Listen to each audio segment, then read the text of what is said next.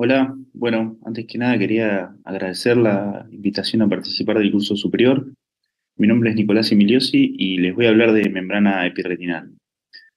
Cuando pensamos en una membrana epirretinal, generalmente se nos viene a la cabeza esta imagen del OCT, en donde vemos una línea hiperreflectiva en la parte de la retina interna, sobre la retina, y puede ser que lo encontremos en un paciente que nos trae un estudio o que lo hayamos sospechado de que al ver el fondo de ojo podemos ver algunos pliegues o un brillo macular alterado y entonces le pedimos este estudio. Lo cierto es que el OCT ha cambiado completamente el estudio de la patología macular, entonces es importante que todas las clasificaciones nuevas, todos los signos y biomarcadores que empezamos a identificar en el OCT tenemos que tener bien en claro las estructuras, ¿sí? Para poder hablar el mismo idioma y ubicarnos bien dónde están las lesiones y de qué se trata, ¿no? Pero, ¿qué significa en realidad una membrana epirretinal? Si nosotros sacamos este tejido y lo mandamos a analizar, vamos a ver que en realidad es una proliferación prerretinal de células, son miofibroblastos, y están asociados a una matriz extracelular. Es decir, que tienen dos capas, una capa de matriz y una capa celular. La prevalencia de la membrana epirretinal en los estudios de grandes poblaciones hablan más o menos de un 7 a un casi 12%, con una bilateralidad entre el 20 y el 30%, ¿sí? Con incidencia de 5 años de afección al segundo ojo de un 13,5%. La edad es el factor de riesgo más consistente y más importante, y esa prevalencia va en aumento a partir de los 60 años casi. Fíjense, el pico de prevalencia es entre los 70 y 69 años, y luego baja de nuevo hacia los 80 años. Pero si tomamos en cuenta este grupo etario, vamos a ver que también coincide con el DPB. Entonces vamos a correlacionar cuál es la importancia que tiene el proceso de desprendimiento vítreo en toda esta patología. Y otra de las cosas importantes es las cataratas, ¿no? Entonces, por supuesto que estos pacientes nos los vamos a encontrar porque la patología de cataratas es muy común y si combinamos estas dos cosas, aquellos pacientes que se operan hoy en día de cirugía refractiva, más aún todavía, ¿sí? Porque muchos de estos pacientes ni siquiera tienen hecho el DPB. Entonces, en estos pacientes siempre vamos a pedir un OCT para poder ver bien las características de la relación vitrio-macular, ¿no? El estado del vitrio. Es similar la incidencia en hombres y mujeres, hay mucha variabilidad entre razas. Algunos proponían que en los países asiáticos había mayor prevalencia y las sesiones refractivas no son consistentes, es decir, no es que está más asociado a los miopes, aunque sí se puede ver en los miopes asociados a otra patología macular miópica, ¿no? La más frecuente es la membrana idiopática, es decir, que no tiene asociación a otras anormalidades. Pero como decíamos antes, el desprendimiento posterior de vitrio está presente en más del 80%. Entonces, sí tiene su importancia patológica, que vamos a ver, y es muy importante que en el OCT podamos identificar el estadio de ese desprendimiento vítreo, que sabemos que es completo recién cuando se separa del nervio óptico, pero antes puede estar todavía adherido y eso es lo que genera la patología vitreomacular, ¿no?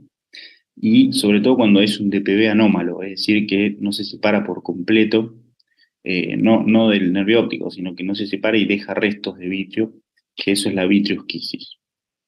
Las membranas secundarias representan más o menos un 30%, ¿sí? Cuando hay otras patologías oculares que pueden estar pre o coexistentes. Entre ellas, una muy común, como decíamos recién, la focomulsificación, que tiene un riesgo del 11% de desarrollar membrana retinal a los 3 años, y las vasculopatías retinales, las más comunes que son la retinopatía diabética y las oclusiones venosas retinales. Otras causas secundarias son los desgarros periféricos, ¿sí?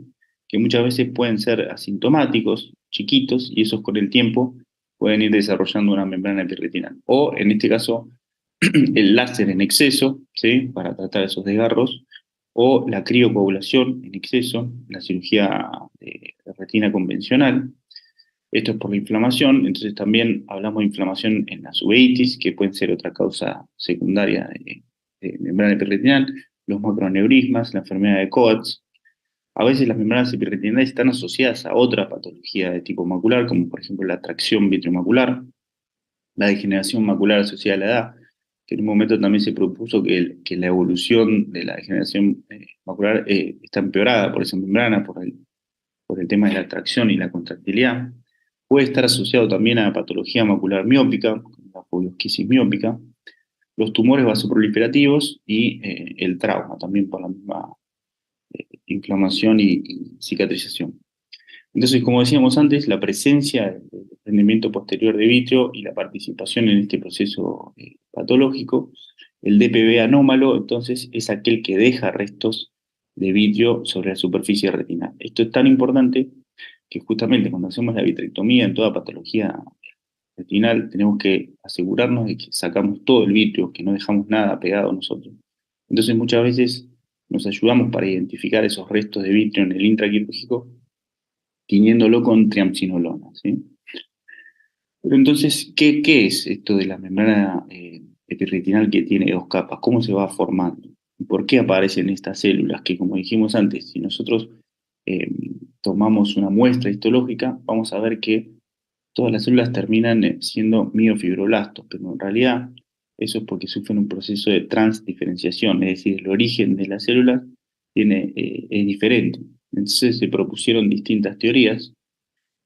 Una de las teorías es que estas fuerzas mecánicas generan una reacción en las células de Müller, se van liberando factores de crecimiento y citoquinas que hacen que estas células se vayan depositando en la superficie y vayan sintetizando esta matriz extracelular. Otra de las teorías es que se genera a través de este desprendimiento de vitrio microdefectos en la membrana limitante interna, a través de los cuales migran las células del epitelio pigmentario, y estas células del epitelio pigmentario también, luego de sufrir la transdiferenciación, secretan la matriz extracelular. Ya sabemos que tanto las células de Müller como las células del epitelio pigmentario, ambas tienen la capacidad de sintetizar membrana basal, porque de hecho la membrana limitante interna son los procesos de las células de Müller. Entonces, después todo este tipo de células, como así también otra células que aparecen son los hialocitos, que sabemos que tienen mayor concentración en la corteza posterior del vitrio, y entonces al desprenderse ese vitrio, los hialocitos que quedan también empiezan a sufrir esta transdiferenciación y se convierten en miofibroblastos. La característica de los miofibroblastos es que empiezan a sintetizar proteínas con capacidad contráctil. Entonces, eso es lo que después genera lo que llamamos clínicamente como el Packer macular, esa contracción que puede generar secundariamente edema macular y otros signos que vamos a ir viendo en el OCT.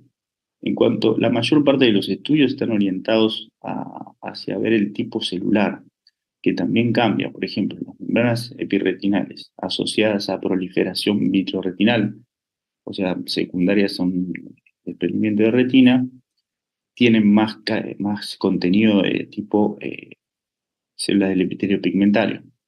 Entonces, cada una, según el origen, va variando esa celularidad, pero todas terminan en esta vía final común, por transdiferenciación en miofibroblastos. Entonces, ahora empezaron a aparecer estudios de la matriz extracelular que hablan indirectamente del tipo celular.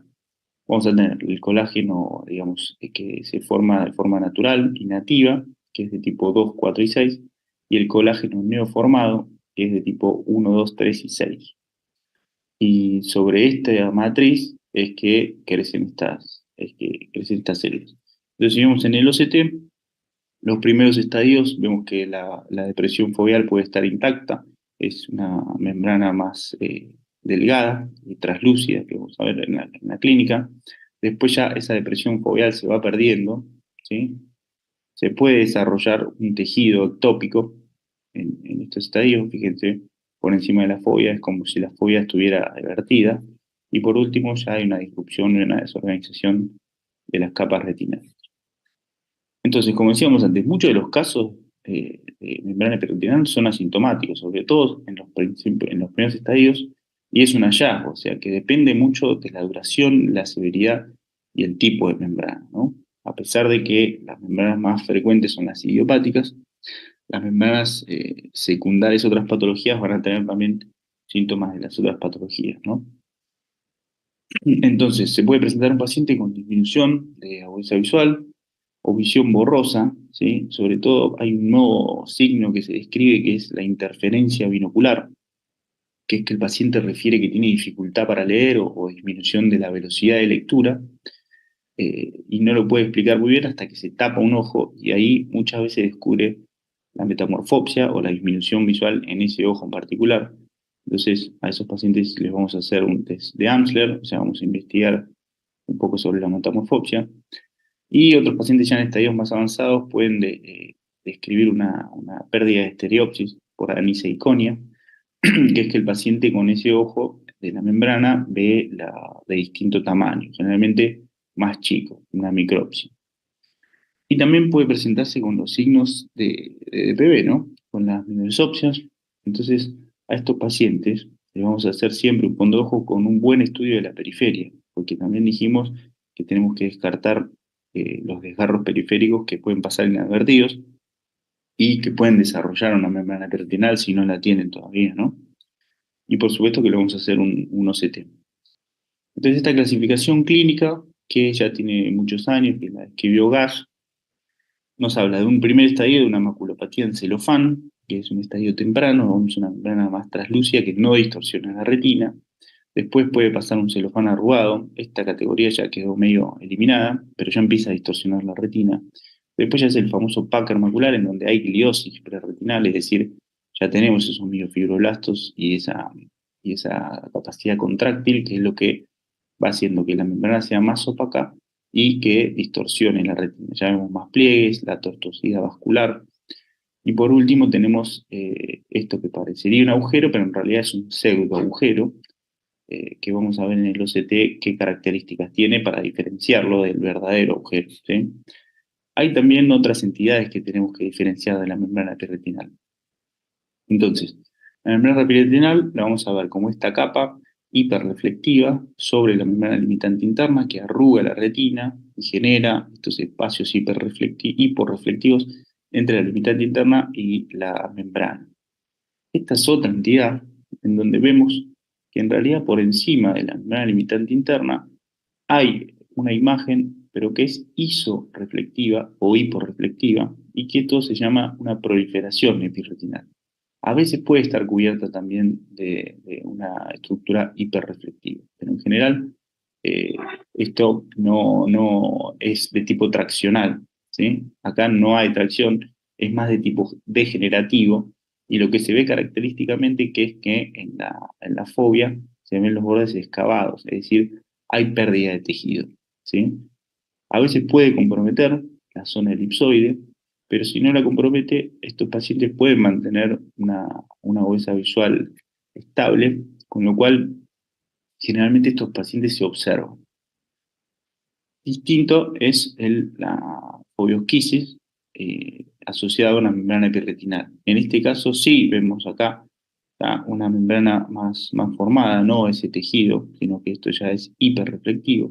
Y acá sí hay tracción, que lo que genera es una separación de las capas de la retina, que eso es la esquisis, ¿sí? A nivel de la capa nuclear externa y plexiforme externa.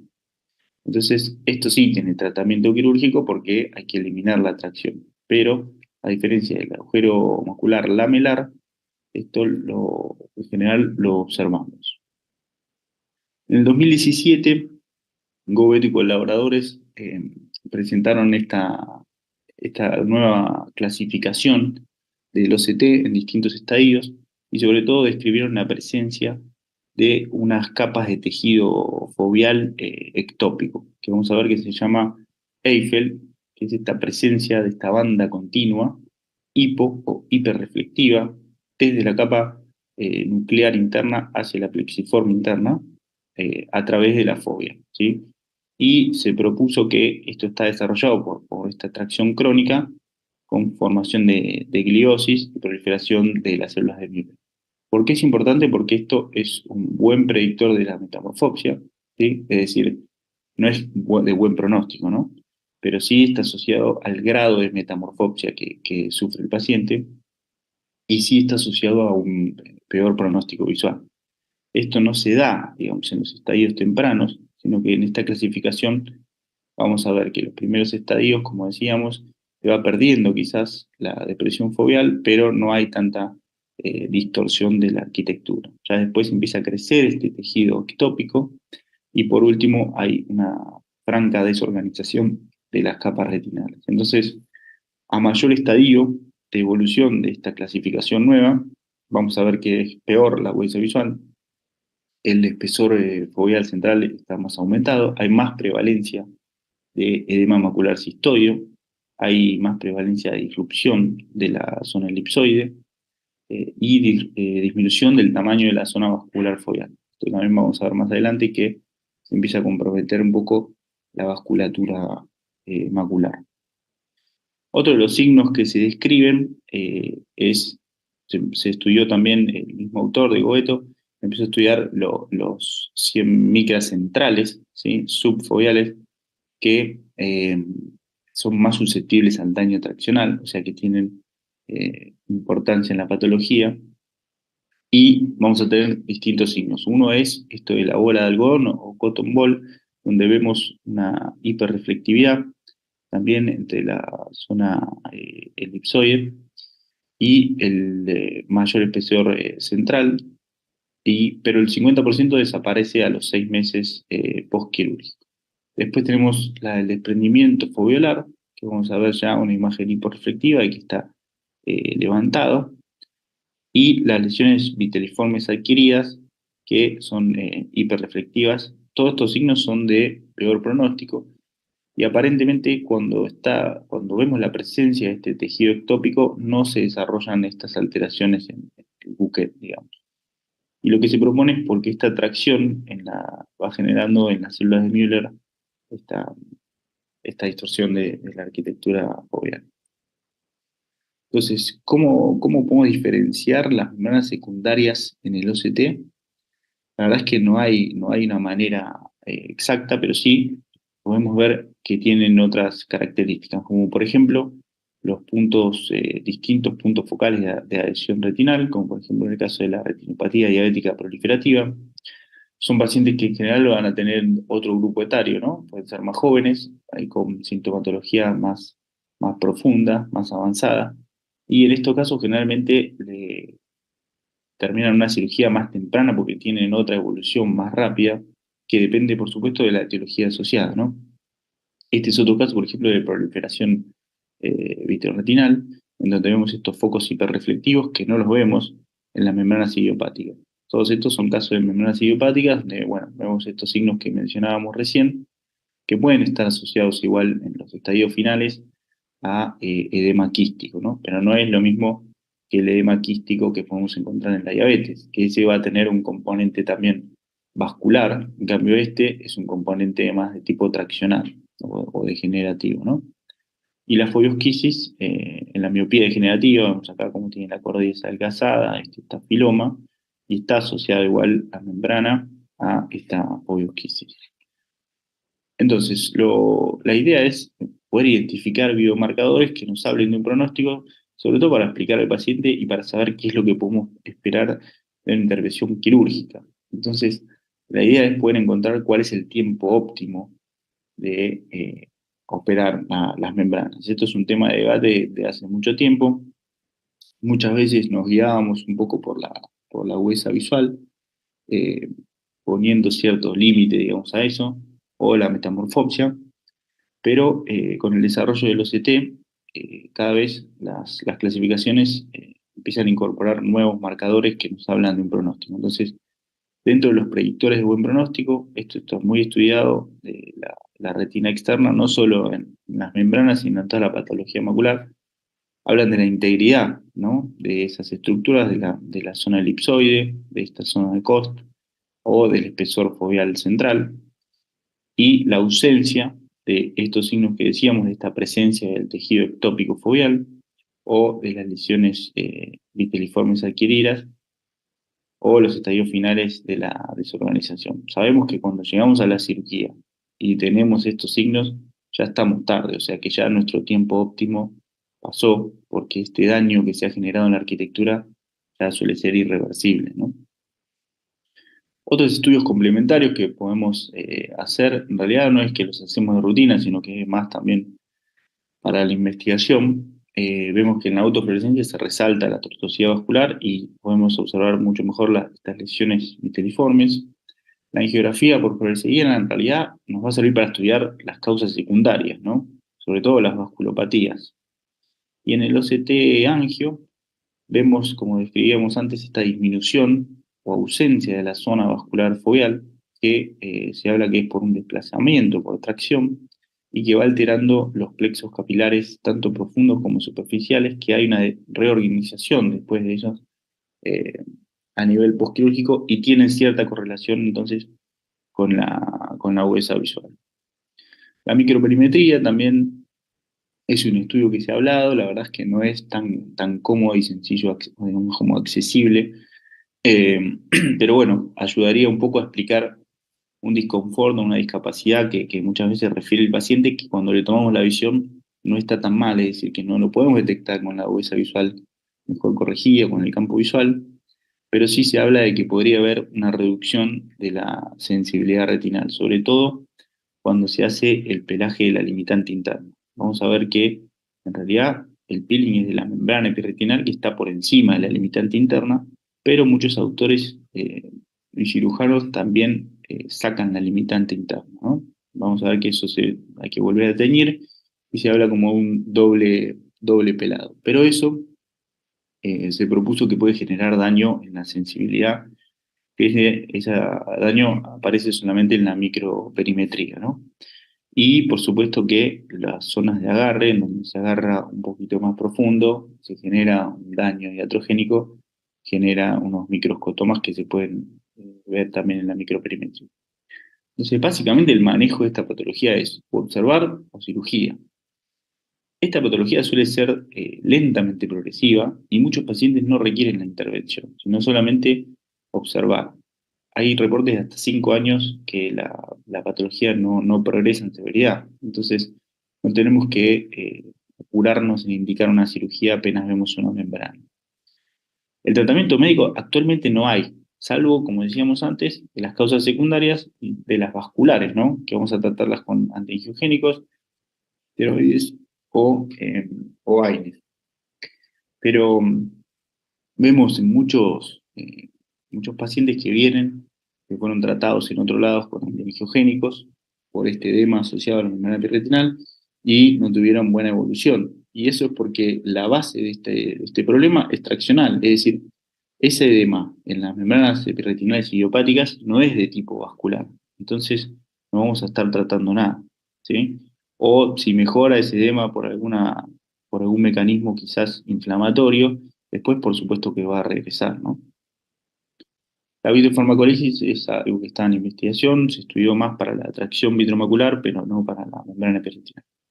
Entonces, ¿cuándo vamos a indicar esa vitrectomía? Cuando hay disminución de la agudeza visual o estos síntomas que afectan la vida diaria, ¿no? Por ejemplo, la lectura o esa interferencia binocular. Lo que tenemos que detectar es cuál es el tiempo óptimo quirúrgico para prevenir justamente el daño irreversible y que la cirugía no se transforme en ese paciente que nos dice que ve igual o ve peor, porque muchas veces aparece edema postquirúrgico. Entonces, uno de los tiempos claves es previo a la formación de ese tejido ectópico que veíamos antes, que sería ya en los estadios medios o más avanzados. El objetivo de la cirugía es remover la membrana y liberar esa tracción. Entonces, como decíamos recién, eh, muchos autores y cirujanos hacen esta técnica. ¿Por qué? Porque al sacar la limitante interna, por supuesto que nos estamos asegurando que sacamos toda la membrana, ¿sí? Y además que al no tener esa estructura de la limitante, no van a tener tampoco ya lugar donde crecer una nueva membrana. Por eso, esta técnica tiene menor tasa de recurrencia. Pero lo que se vio en los estudios es que en realidad al sacar la limitante, tampoco es que mejoramos el resultado visual. Entonces, es discutible. También se discute que después del pelado de la limitante interna, tenemos unos signos en el OCT que vamos a ver, que son estos osuelos o dimpling en las capas más internas, que, bueno, se ha estudiado también bastante si esto genera un daño en la sensibilidad o tiene repercusión en la función visual, ¿no? En los pacientes que tienen cataratas, como decíamos que ese grupo etario es bastante común esta asociación, ¿sí? Generalmente se decide una cirugía combinada, porque la misma cirugía de vitrectomía después va a generar el 80% al año van a ser cataratas. Entonces, es una cirugía que es segura, no ha demostrado tampoco peor resultado visual hacer la cirugía de cataratas en el mismo momento que la extracción de la membrana. Entonces, generalmente es la técnica de elección cuando hay cataratas, son pacientes que ya tienen una edad en donde sabemos que van a hacer catarata, ¿no? Entonces vamos a ver un poquito de la cirugía. Generalmente se usa esta lupa que es para ver a mayor aumento, es una lupa directa para la cirugía macular, pero otros también pueden usar unas lupas de no contacto, en este caso es de contacto, y tenemos distintas opciones de instrumentos para comenzar el PIL. La técnica hoy en día, el estándar, es una vitrectomía microincisional, que puede ser de calibre 23, 25, 27. No hay, en este caso el naranja es de 23, esto es la marca Alcon. No hubo muchas diferencias, ¿no? En cuanto al calibre. Esto es el forceps que usamos, que es la pincita para sacar de ILM. En este caso esto es el Mango Revolution, que se puede cambiar, digamos, intercambiar las puntas para tener distintos instrumentos, ¿no? Entonces la idea es hacer una vitrectomía central, después vamos a teñir, ¿sí? Hay varios tipos de tinciones, como decíamos antes. Con la triamcinolona vamos a identificar los restos del vitrio. Después tenemos el azul tripán, que el azul tripán va a teñir la membrana epirretinal, ¿sí? Y el azul brillante, azul brillante G, que tiñe la membrana limitante. Entonces en este caso se usó azul brillante G, y lo que se ve es este moteado característico en donde lo que está teñido de azul es la limitante interna y lo que se ve de otro color es la zona de la membrana epirretinal. Este es el instrumento que es como un loop, que es retráctil y sirve entonces para iniciar este pelado. Este es un scraper que tiene punta de silicona y unos cristales de diamante en su punta, rugosos. Y esta es la técnica que se llama pinch and peel, que es pinchar y empezar a pelar con el forceps, que este es de ILM, ¿no?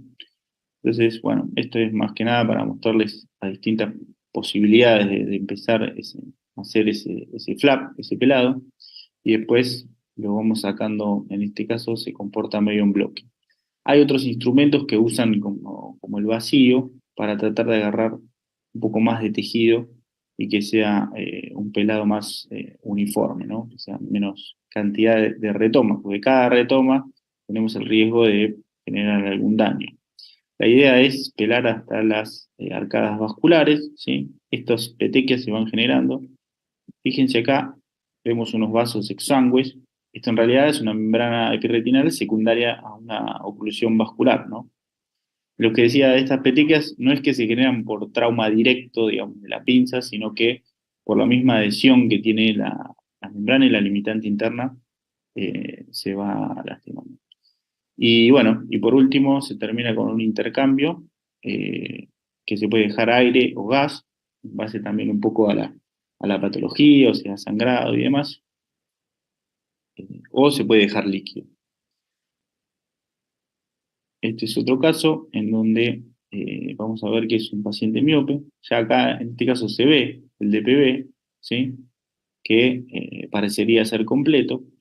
Acá estamos trabajando con el Ingenuity en 3D, que nos permite ver en el display los distintos parámetros, la presión, la intensidad de la luz, el corte, el vacío.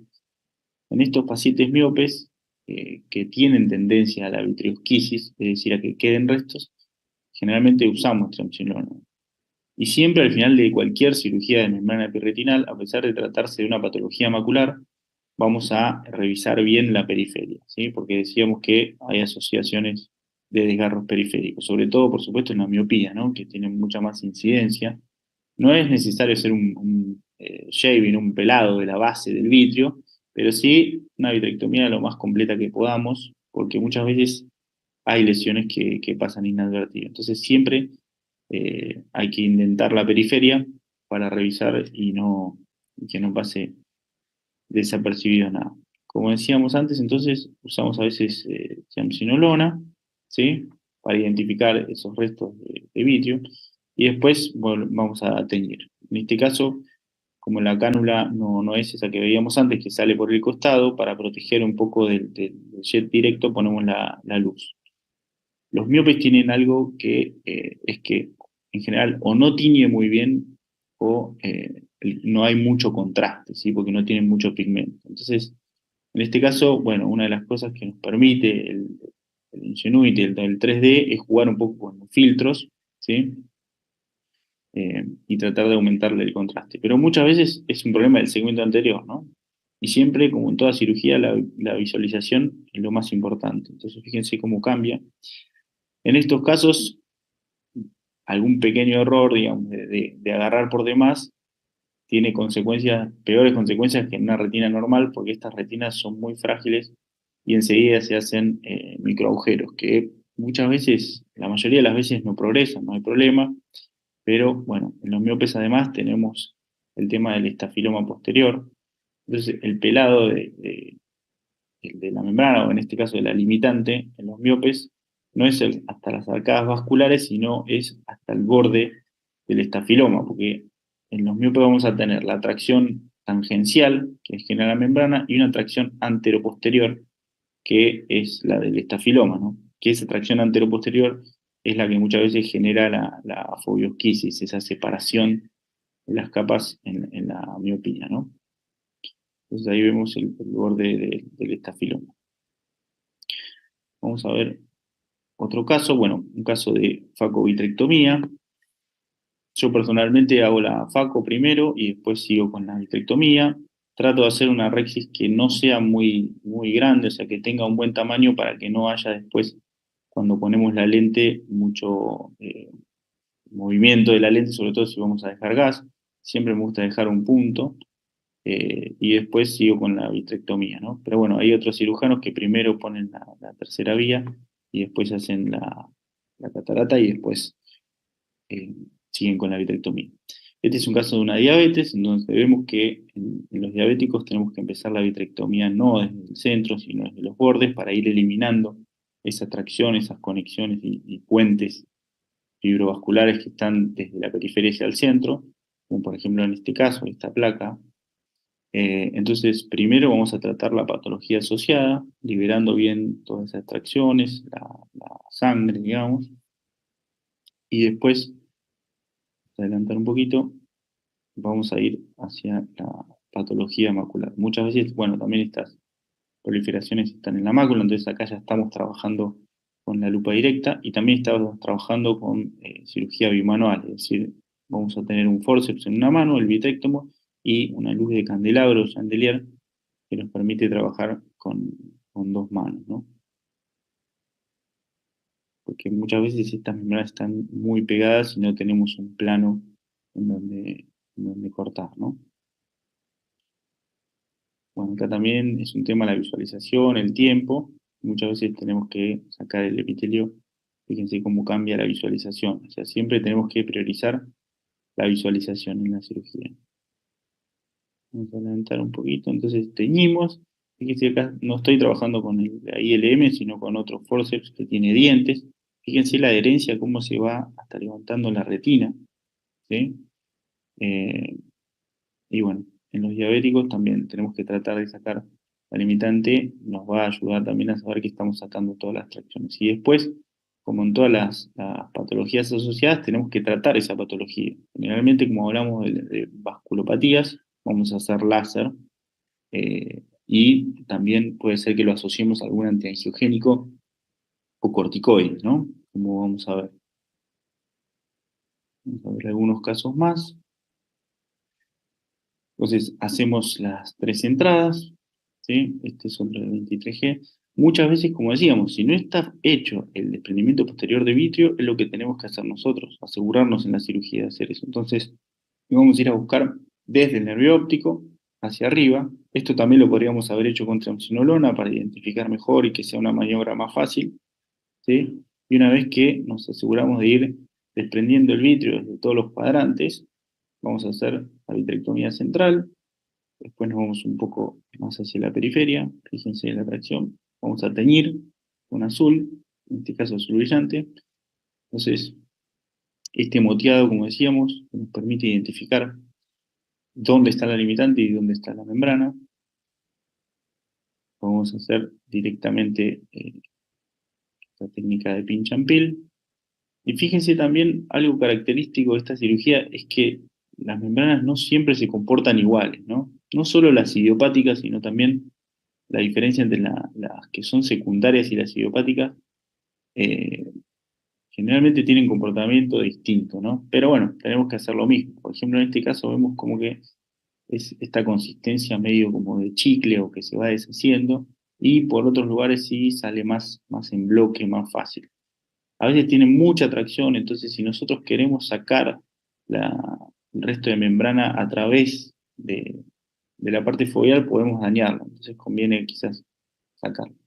Este es un caso que les traje también de una fellow, que bueno, que vemos como al principio cuesta, digamos, enfocar, cuesta centrarse en la mácula, el tema de los forceps. Acá estamos usando unos forceps que son neumáticos, es decir, que se controla la apertura y el cierre con el pedal, entonces la mano no tiene que estar haciendo esa micropresión para cerrar la pinza, que muchas veces genera movimiento, ¿no? Genera temblor. Yo creo que esto es bastante interesante, sobre todo al principio, cuando estamos empezando, me parece que da bastante más control y menos temblor, ¿no? Y ahí se veía muy bien la diferencia, ¿no? Inclusive que había hasta un plano de clivaje. Pero fíjense la consistencia en esta parte, cómo se va deshaciendo, deshilachando, es esta membrana medio transparente, que se ve un poco por reflejo. Entonces, en estos casos sí, muchas veces se vuelve a teñir, pero no tanto a veces para hacer esta técnica del doble pelado, sino para asegurarnos que sacamos, ¿no? Toda la membrana. Este es otro caso en donde vemos también acá que parece todo limitante. En realidad, vamos a ver en este reflejo de color, es todo membrana, ¿no? Entonces, una vez que hacemos un pequeño pelado, vamos a ver la diferencia. Acá está la retina por detrás y todo esto es como un techo de membrana. Entonces, fíjense cuando se agarra la membrana se va deshilachando, ¿no? Y este es otro caso, también en combinación con diabetes, que al final de terminar el peeling, vamos a tratar, como decíamos, la patología asociada, vamos a ver si falta láser, completamos el láser, sobre todo en la periferia, y bien, al final vamos a colocar un Osurdex, ¿sí? Para el tratamiento también de la parte vascular del edema. Este es el OCT del primer caso, en donde vemos que, como decíamos antes, hay una esquisis asociada, ¿sí? Y fíjense cómo ya al mes del posoperatorio va bajando el espesor, ¿sí?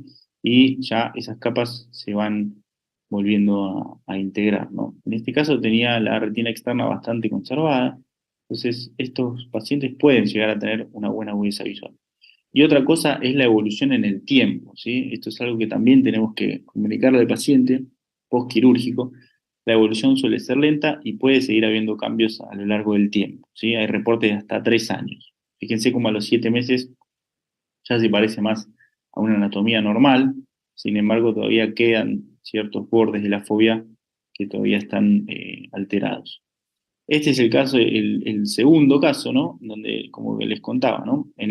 Fíjense cómo en el estudio del prequirúrgico podemos identificar también ese plano de clivaje, esa diferencia, ¿no? Entre lo que es la limitante y dónde comienza la formación de la membrana epirretinal. Acá, bueno, en base a la clasificación que estuvimos viendo, ya tiene este tejido ectópico formado, con lo cual eso no es de tan buen pronóstico, ¿no? Y otra cosa importante, no solo para la membrana epirretinal, sino para cualquier patología macular, es estudiar todos los cortes de la fobia. No nos sirve solamente esto, ¿eh? Siempre tenemos que pedir que nos manden todos los cortes, muchas veces no solo los horizontales, sino también los verticales, para poder descartar eh, toda el área macular, la alteración de toda la área macular. Fíjense entonces cómo va cambiando, pero este quizás no cambia tanto el espesor, se mantiene bastante similar, y probablemente este paciente no recupere la visión que espera. Sin embargo, con el tiempo, de a poco va queriendo retomar la anatomía más normal.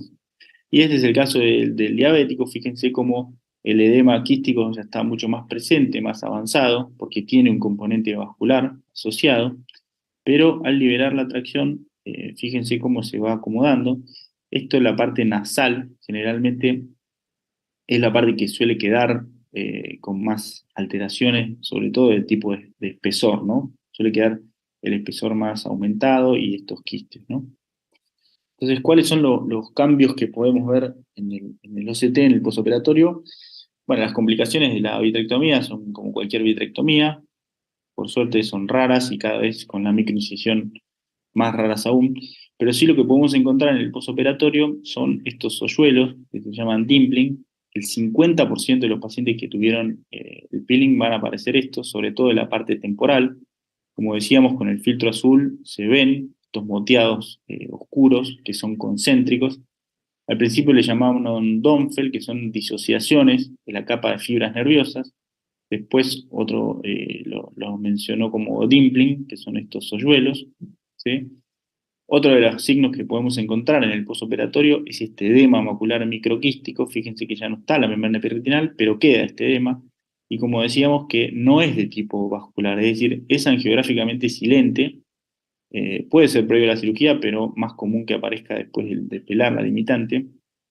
Y se habla que en realidad es por una degeneración de las células de Müller y de su función de bomba. Entonces, si lo tratamos a estos pacientes con antiangiogénicos, probablemente no respondan como esperamos, ¿no? Otra cosa que podemos ver es este aumento de espesor, como les decía, en la parte nasal, que se llama Sanfen, que es esta hinchazón o aumento de espesor de las fibras a nivel de arcuatas, ¿sí? Es un cambio más temprano, pero suele ser transitorio, desaparece a los 3 meses. Y después podemos encontrar estos agujeros, no tanto en la parte central, sino en las zonas de agarre, ¿sí? Que son iatrogénicos, pero son asintomáticos, suelen tener buen pronóstico y no requieren tratamiento, ¿sí? Esto se lo menciono porque quizás podemos ver en el posoperatorio de un paciente esto, nos asustamos y creemos que esto puede progresar y en realidad no suele ser así. Entonces, como conclusiones, tenemos que a cualquier paciente que se presenta con un DPB, tenemos que tener en nuestra cabeza que el DPB está presente en la mayoría de la patología vitreomacular, pero en especial, en este caso, en la membrana epirretinal. Entonces, vamos a pedirle un OCT para ver bien la mácula, sobre todo si se presenta con síntomas de disminución visual o algún grado de metamorfopsia, ¿sí? Ya sabemos que la cirugía es segura y eficaz, pero el problema de la cirugía es el timing, es decir, cuándo vamos a operar a esa paciente. Sí sabemos que es previo a la formación de este tejido ectópico. Una vez que se genera este tejido, ¿sí? Que si recordamos la clasificación ya estaríamos en un estadio 3, ya no tiene tan buen pronóstico visual. Entonces, idealmente sería evaluar a los pacientes en los estadios iniciales, que generalmente es cuando más rápido evolucionan, si no evolucionaron en unos pocos meses, desde los estadios iniciales no suelen evolucionar después. Entonces, a esos pacientes los controlaríamos quizás en 3 meses, ¿sí? Y ir viendo cómo se comporta la función visual y el OCT. También vamos a tratar de identificar esos biomarcadores que dijimos, en este caso la lesión está viteliforme adquirida. Y algo importante que tenemos que decirle al paciente es que la recuperación es lenta, tanto de la función como de la arquitectura. Hasta 3 años puede cambiar, digamos, esa arquitectura. Y eso significa que al paciente vamos a tener que sostenerlo, ¿no? Desde el punto de vista de su ansiedad y desde lo que le vamos a decir previamente a la cirugía de que es su expectativa visual, ¿no? Generalmente hablamos de que esto lo hacemos para que no siga empeorando, ¿no? No tanto para recuperar, sobre todo cuando ya tenemos estos signos de daño irreversible, ¿no? Y bueno, por último, la evaluación del postoperatorio, que nos podemos encontrar con estos signos en el OCT, no nos tenemos que asustar ni salir corriendo a tratar este edema, ¿sí? Sino simplemente Hablar con el paciente, explicarle esta evolución lenta y ir controlándolo en el tiempo. Bueno, muchas gracias.